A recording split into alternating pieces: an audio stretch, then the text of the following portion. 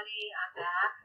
This is an introduction to Chapter 5B, which is Psychological Trait Theory. I'm on page 60 of the Criminological Theory's outline and summary. Again, the beginning of this section is simply an outline of the chapter, which some people find really helpful to look at before they read the chapter.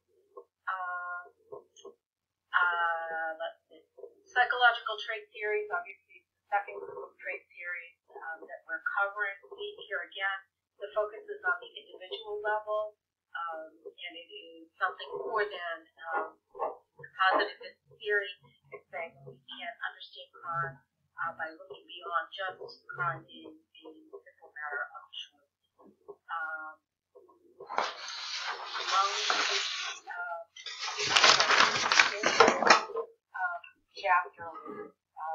Subchapter, we will look at there are actually six groups of psychological trait theory. So it's quite a crowded field.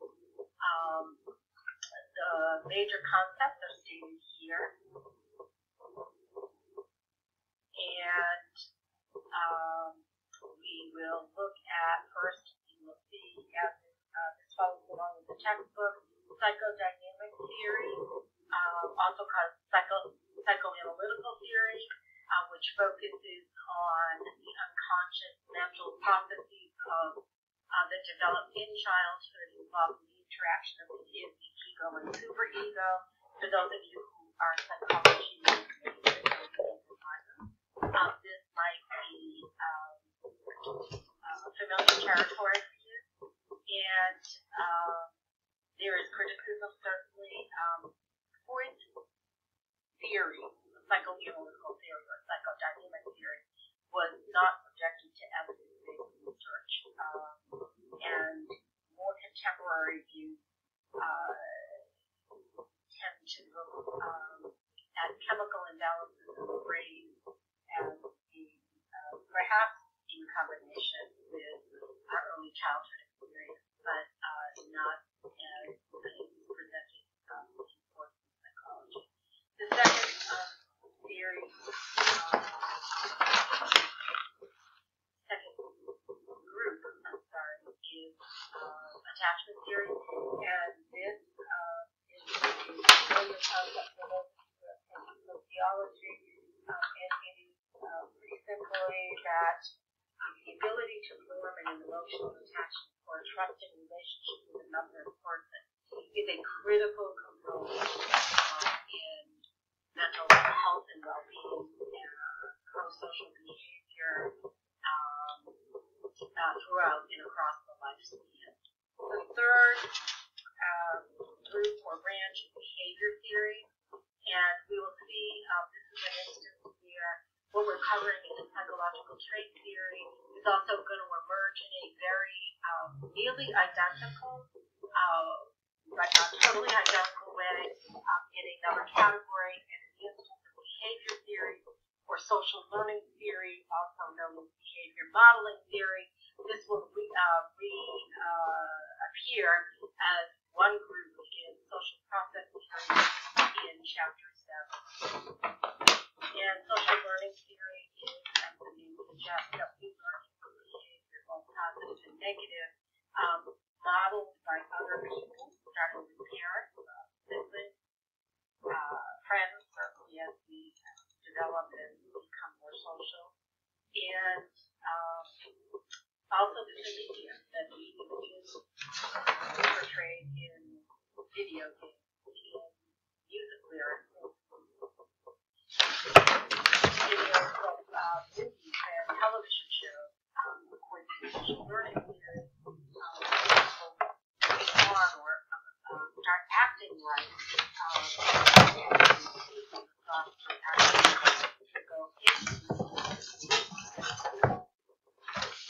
modeled by adults, personal life or peers or siblings,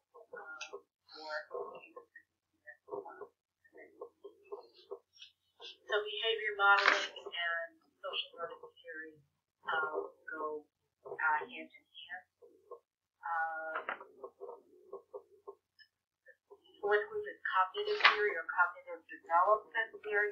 Here we see a reconnection to the neuropsychological or neuroscientific and biological science. Neurocognitive disorders are focused on mental processes and understand the world around them and then solve problems or react to situations, and how people process information, how they store it, how they retrieve it. The neurocognitive disorder is connected to do not have the ability to process information accurately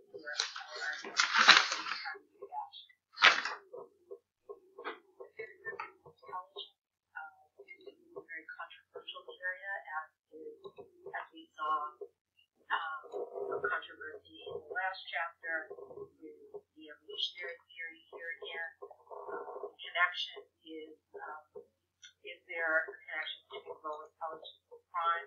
This is a very unsettled, unanswered question currently, and the interplay with social process theory and social structure theory, poverty, nutrition, social modeling, parenting styles, the quality of daycare, all kinds of things play into the development of intelligence, which may be or is recognized to be not exclusively a genetically based phenomenon. The sixth group is psychological or mental traits, and within that there are 9 causal branches.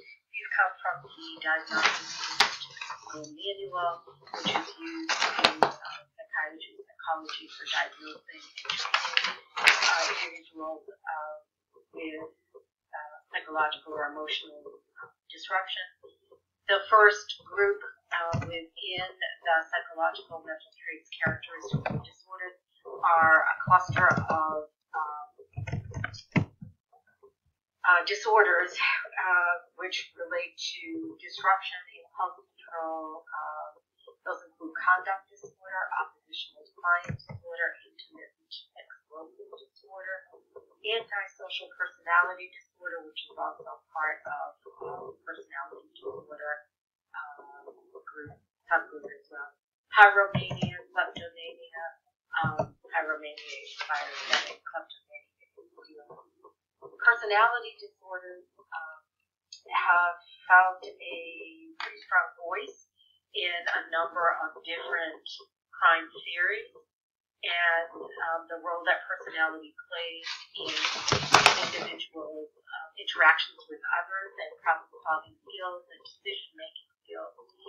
Within the personality disorder type group, there are 10 separate personality disorders. The one most highly correlated with criminality, and behavior is antisocial personality disorder, but there are certainly some crossover characteristics between and among these separate personality disorders. Antisocial personality disorders today is called antisocial personality disorder. It might be referred to as psychopath or sociopath. The antisocial personality characteristics are people who are impulsive. They are self-centered. They think about themselves and often have the inability to empathize or understand what it would be like to be the person of another person. Therefore, they dehumanize their behavior through criminal and violent behavior. There are tests which are used to diagnose whether or not a person fits within the psychological antisocial personality disorder. This is one of those tests that's called Psychopathy checklist. And you can see here that there are behavior-based diagnosis.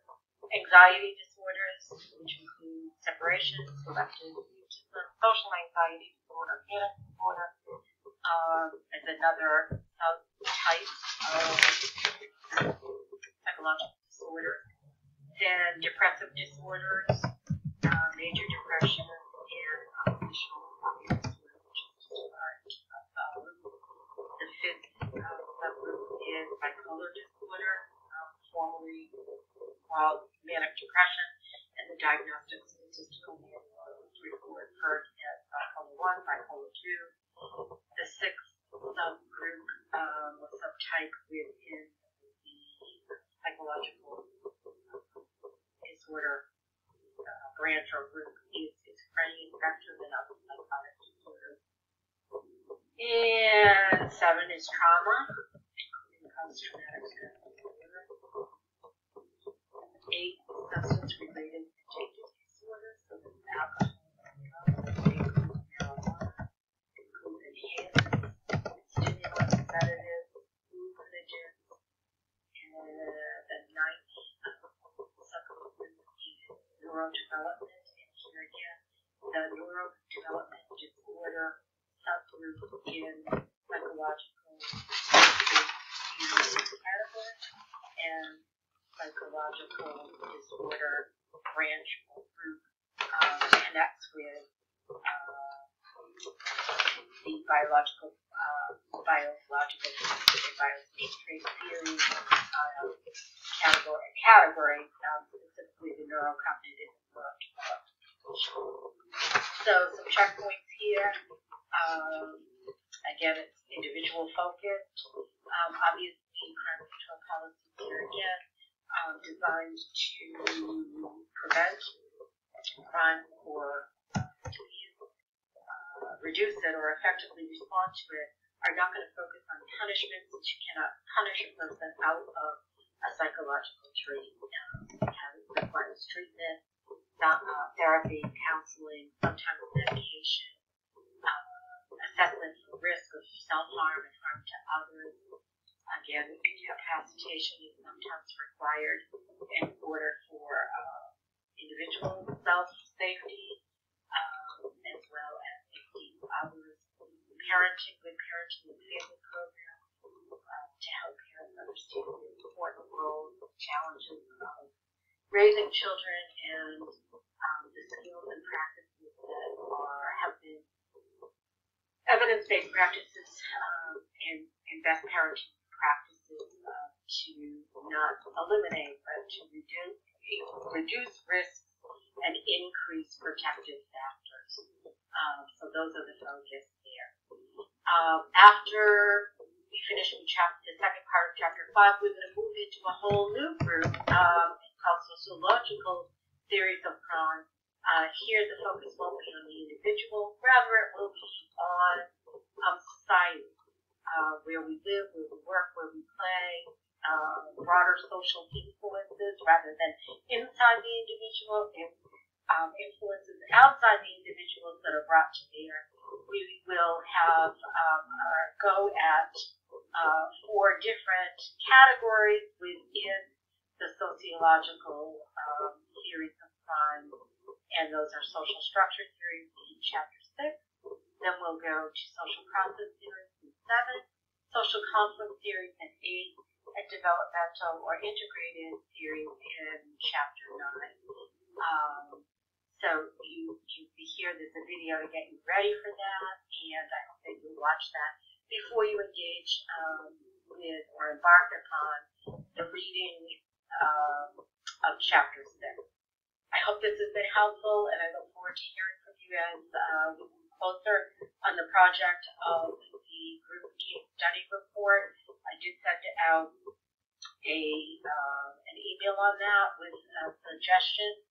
And please know I'm here to help. Please reach out. Thanks, everybody. Take good care. Bye now.